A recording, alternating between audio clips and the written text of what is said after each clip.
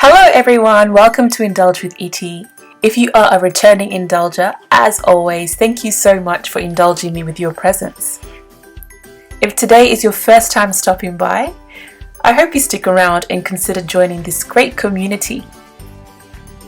So today I'll be demonstrating how to prepare this popular West African snack food.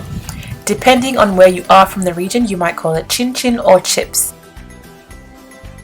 This crowd-pleasing snack is very popular with the little ones and of course the bigger kiddies too. So go ahead and place your favorite drinks on some ice and let's get into this video.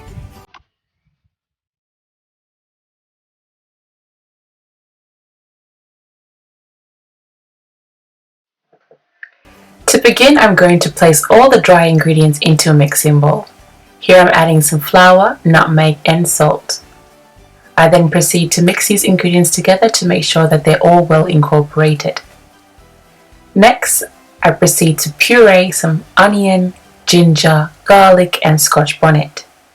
Traditionally, this dish is prepared by pureeing onions, but I've added these other aromatics just to improve the flavor and to add some additional spice.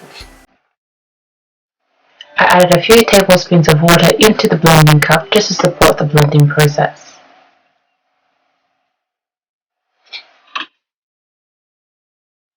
Now let's put this puree aside for later, we'll be needing it very soon. Next we're going to cut up our butter. This entire block is about 250 grams of butter, so half of it is 125 grams. We're going to add this butter to the flour mixture and incorporate it until it begins to resemble a breadcrumb-like consistency. This is achieved by mixing the butter into the flour over and over until the butter is no longer visible.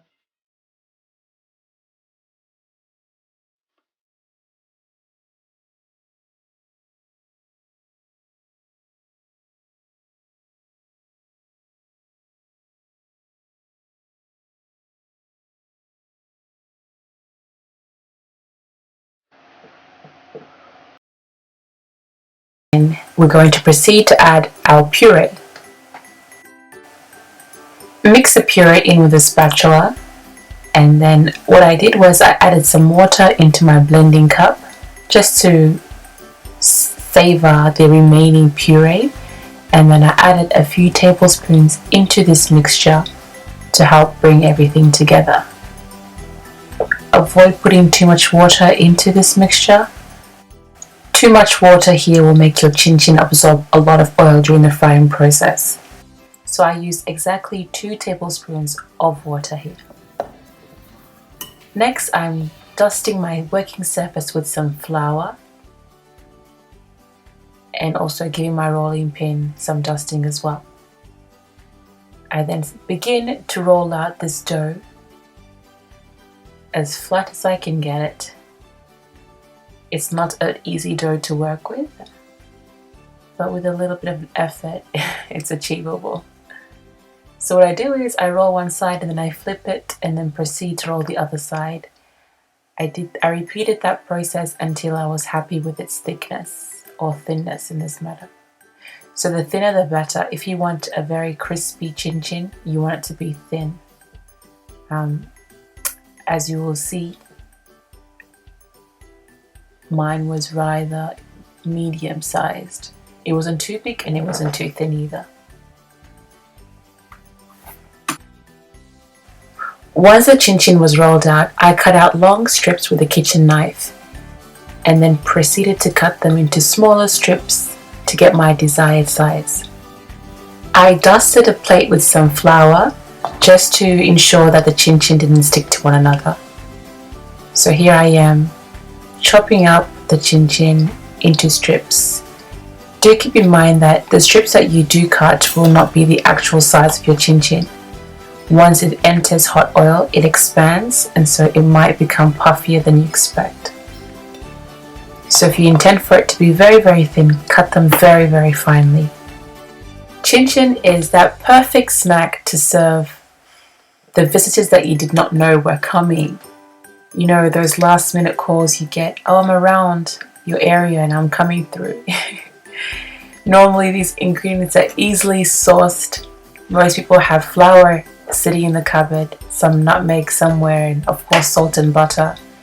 Those are things that are readily available in most households.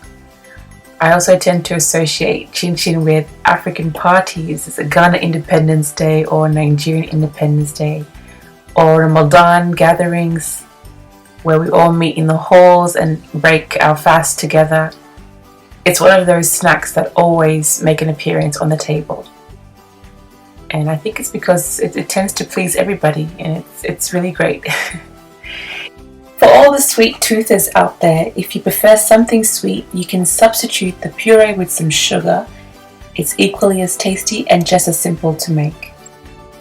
Okay, it's time to fry. So here I have preheated some vegetable oil. I then added the chin chin into the hot oil and monitored it until it had reached my desired level of doneness. So what I was looking for was a golden brown color. Once your chin chin is frying, make sure you use a wooden stick or a ladle to toss the chin chin around just to ensure that it cooks evenly.